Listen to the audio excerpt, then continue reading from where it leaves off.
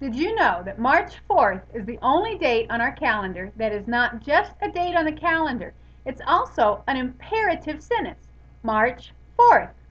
Now, I don't know if that's the reason that our founding fathers chose March 4th to be the day that we would inaugurate our new president, but from 1793 until 1933, March 4th is the day that we swore in our commander-in-chief. George Washington, in his second inaugural address, gave the shortest speech of history with just 135 words, only 2 paragraphs. Imagine our politicians doing that today. But we still haven't beat William Henry Harrison, who in 1841 gave a speech of 8,495 words. That's quite a speech. But my favorite March 4th inaugural story is the one from 1849. James K. Polk's term came to an end on a Sunday, and Zachary Taylor, because of his personal beliefs, refused to be sworn in on a Sunday. So, for that day, the President of the United States office was vacant. Well, the office then went to the pro tem of the Senate, who was a man named David Atkinson.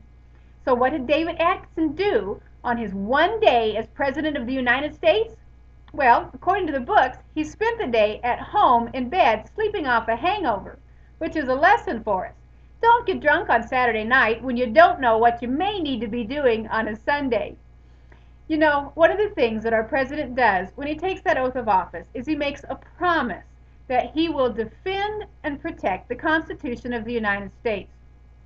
In George Washington's second inaugural address, the really short one of the things that he said was this. He said, "If I've been found derelict in my duties of carrying out the oath of office, not only will I need punishment from the Constitution, but I will be under the censure of each person who hears me make this vow." You know, we need to be people who take our vows, our promises, seriously. We're not called to be promise makers, but promise keepers. And Ecclesiastes chapter 5 has some good advice for us in that.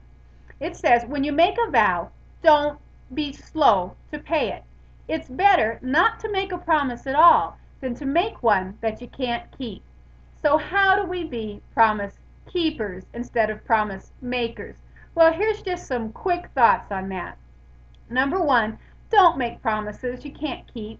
Some of us have a very difficult time saying no, even when we know we can't really keep the promise.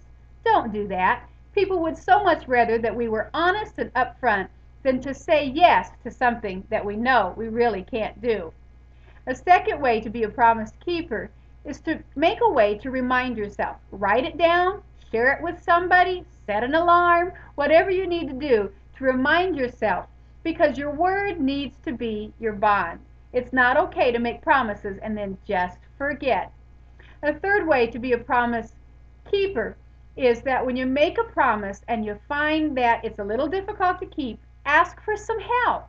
You know, there are some times that we just need to say to somebody else, you know what, I need to do this, can you help me? And the last thing is that when we run into trouble with being able to keep a promise, we need to be honest and communicate that up front and maybe see if a way that we can fix things so that whatever we promise still comes to pass, even if it's not exactly what we thought we could do from the beginning.